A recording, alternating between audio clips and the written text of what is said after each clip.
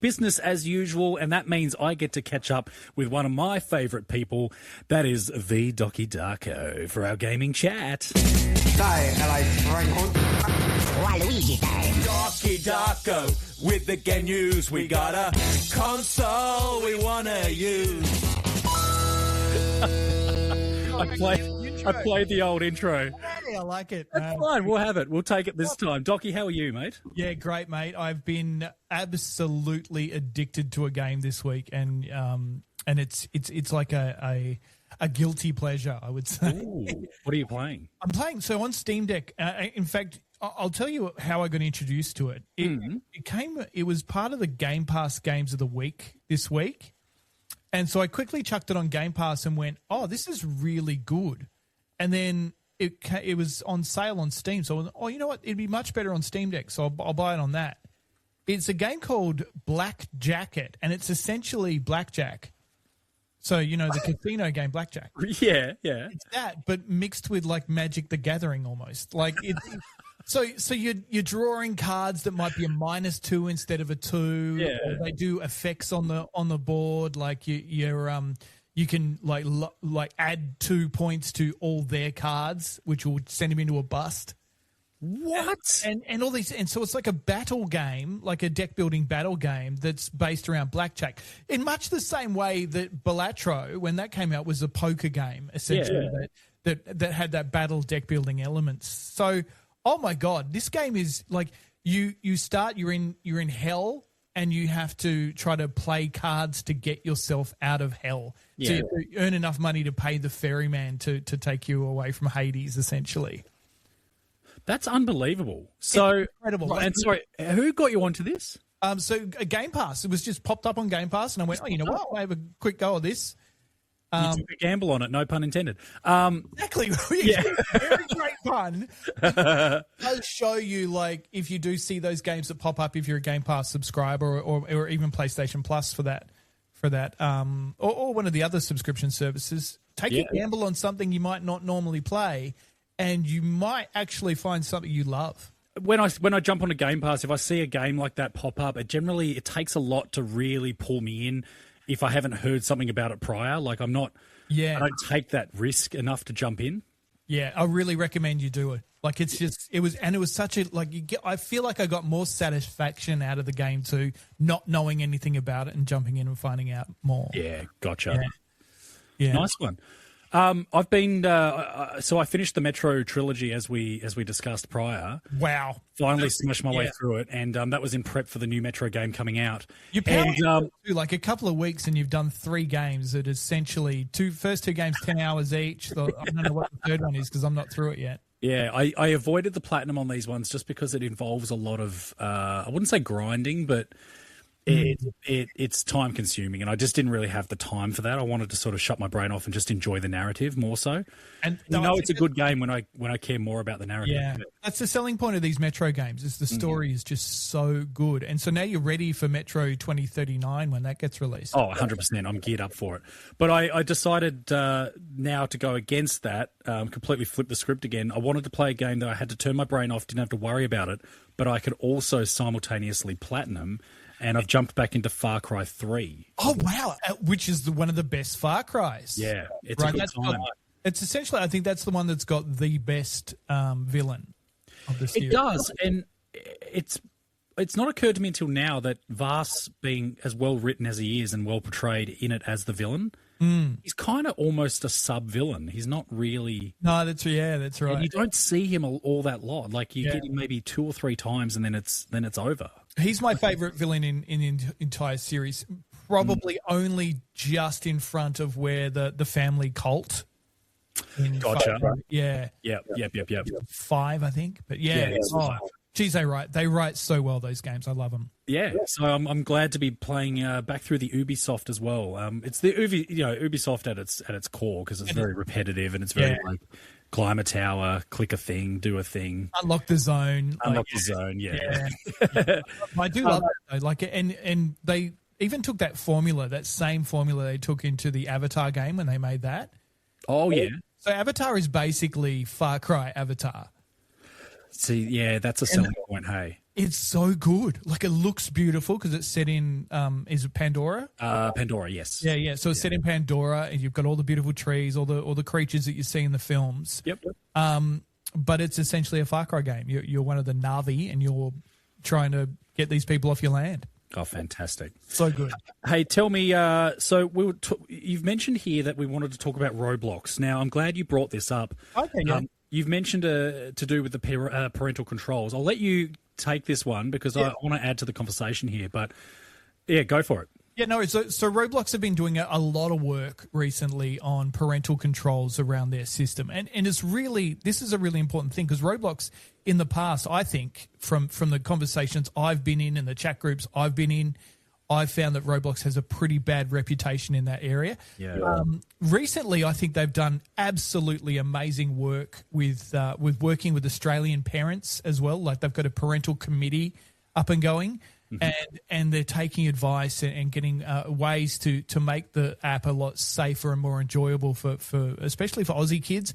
And a lot of this, I think, has come on the back of the Australian social media laws and Roblox being caught up in that with the under-16s. Gotcha. So for this, what they've done is they've introduced a few new settings. So for little ones aged 5 to 8, Roblox Kids locks down communication by default, filters out mature games, and turns the whole app blue so that you can see that it's blue, and then you can monitor it at a glance. For 9 to 15 crowd, Roblox Select balances a bit more freedom with stricter content filters, though. Gotcha. And then obviously there's all these parental tools that let you manually approve or block specific games until the kids turn 16, and when they turn 16, they get free run.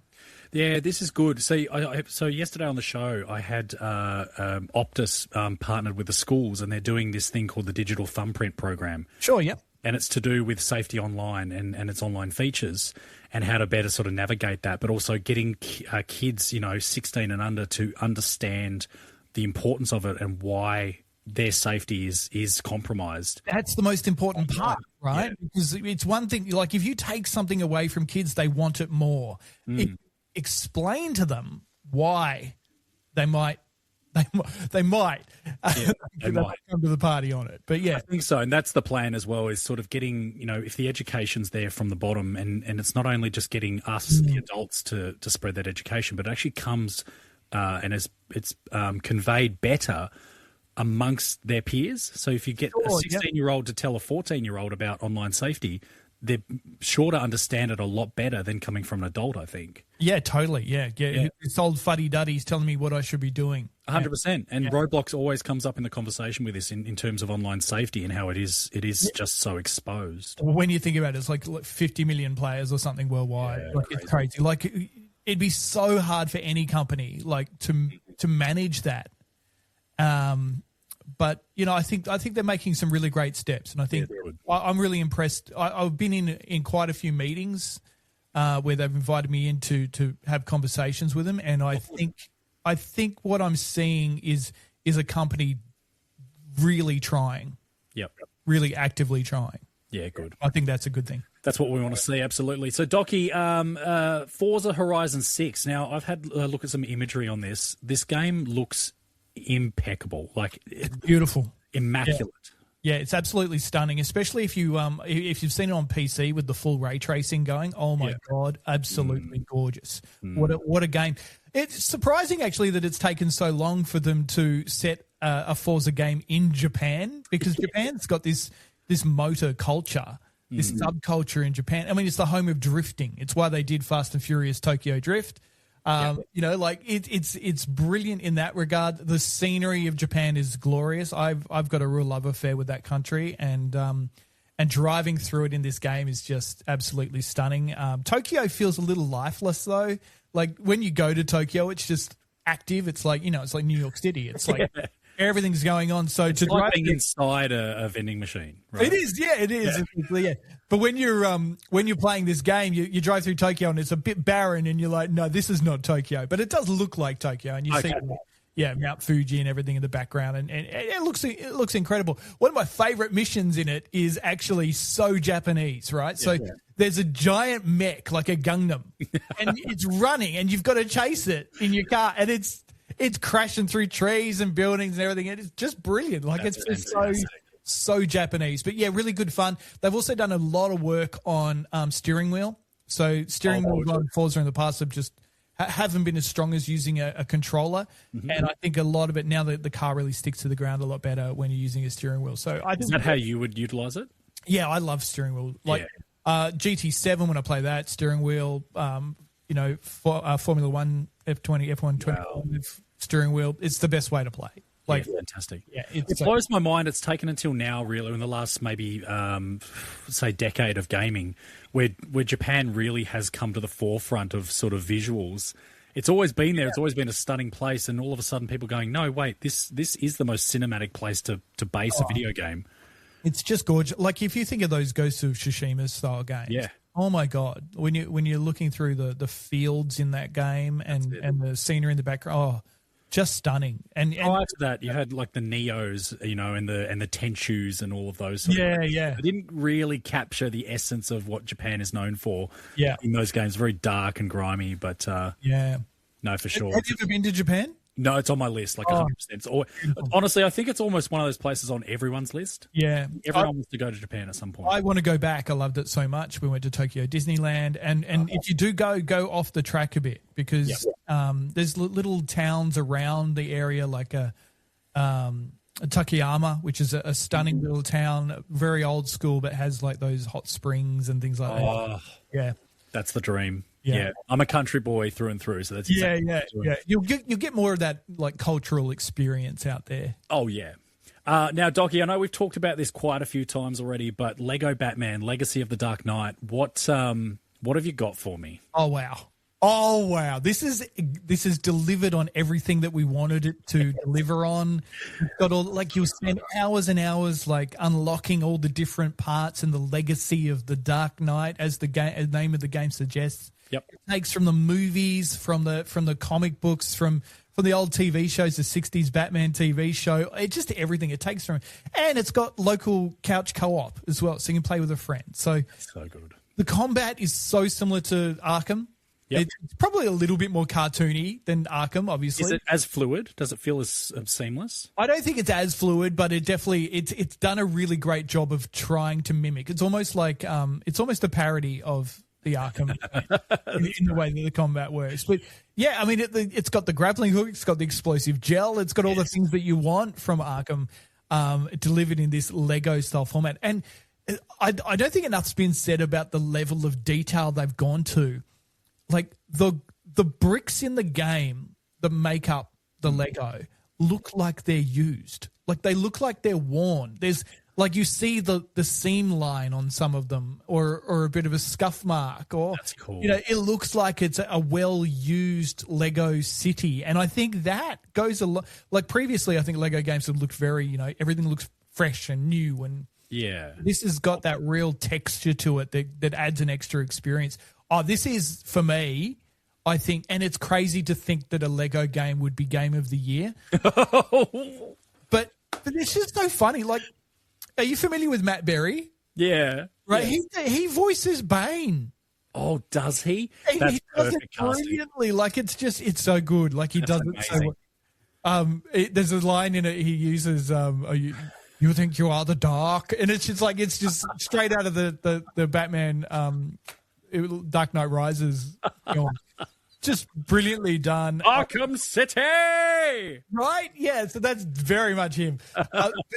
Worth checking out. I really struggled when, looking at the pricing. I'm like, I can't justify $110 for a Lego game. Mm. But the reality is I'll probably spend more hours in this than I will the upcoming 007 game, right? Which is like a 20-hour game and probably around the same price. So I'm going to spend a lot more hours playing this, and I think a lot has to be said about that and games like Pokemon Pocopia. Yep. The bang for buck on these titles is actually really strong. So, yeah, go out and get it, especially if you're a Batman fan of any generation. Oh, yeah. Because it is well, or just a Lego fan, because it is just a love letter to Lego as well. I've also seen some clips of the set pieces that they've placed into the game as part of the missions, like the car chasing the Joker on the truck through the tunnel and stuff. Like they're taking everything out of every Batman iteration that we've seen thus far and placing it in there at some point. Oh. It's kind of, they've marvelized it in a way where they've just put Easter eggs in every corner for you to explore, right? That's the brilliant part of it. It's just a one giant Easter egg, and you're finding something new every time you do it. Yeah, and I love that about these games in general. The Lego games are just generally so funny. Yeah, but they're also just this brilliant Easter egg to the thing that you love, the thing that it's based on. Generally, whether it's Harry Potter or Indiana Jones or Star Wars, Lego Batman, it's just done so well. I'm so keen. Docky, thank you so much for the catch-up again. And if you want to catch more from Docky Darko, jump onto dockydarko.com for all your gaming news, technology, and his podcasts as well. Have I missed anything there, Doc? No, check it out. It's for free on iHeart Multiplay. Beautiful. Thank you, Docky, and we'll catch up next week when Nick is back from, where would you believe? Japan. So, thank you, mate.